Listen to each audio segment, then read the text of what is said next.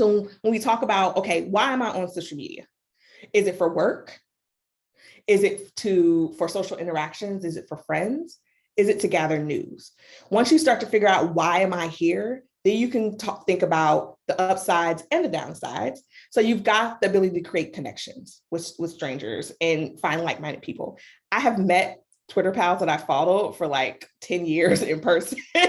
Like we feel like we're friends, like finally getting to see each other in person, making it real. Those are real connections. Those aren't fake, right? Social listening. Social listening is interesting because it's something that I do for GitLab, but it's also something that you can do.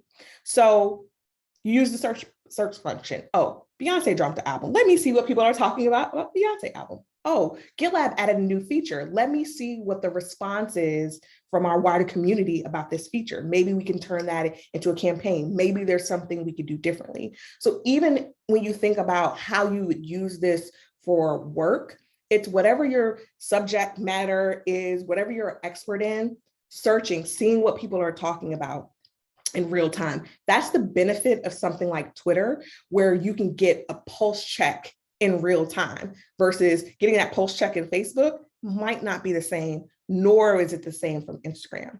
So you've got those upsides of the creating that connection, social listening. You've got the downsides, which is time consuming. You can open an app, you find yourself scrolling and it's 30 minutes later. And you're like, what happened? But that's on purpose. The algorithms are literally built for you not to turn the app off and to keep it constantly on your phone. The other thing is negative messaging. Like there's a lot of negativity. There are a lot of trolls on social media accounts. There are a lot of trolls, especially on Twitter, and trying to minimize that. And I'll show you ways that you can do it. You're never going to get rid of all of it because, like I said, these apps are sort of built on this constant feed. And if you listen to that NPR podcast, the guest kind of breaks down how those algorithms work and why.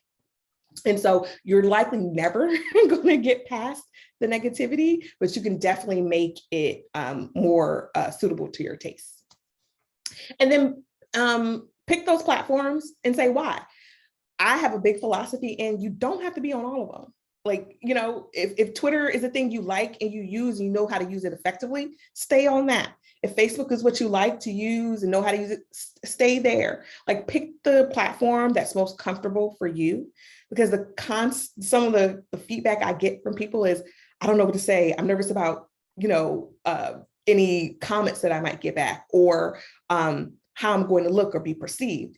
Well, if you pick the platform that you're comfortable with, you talk about the subject matters that you have expertise in, you can bring down that anxiety about how the look and feel of that social media channel. So thinking about what's your why, consider the upsides and the downsides, pick your platform, stick to it, and watch your follower count. I mean, this sounds like a no-brainer, but it really is, because the more people you add, and it's easy to do. You're scrolling Twitter, you're like, oh, this person seems cool. You add that. You look up, you've added 10 people.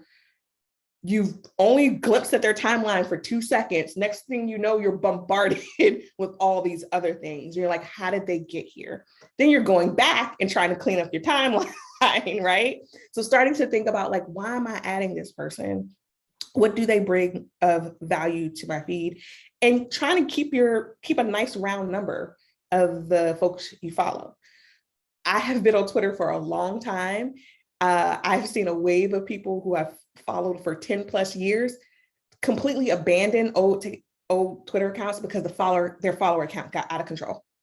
The type of chatter they got out of control.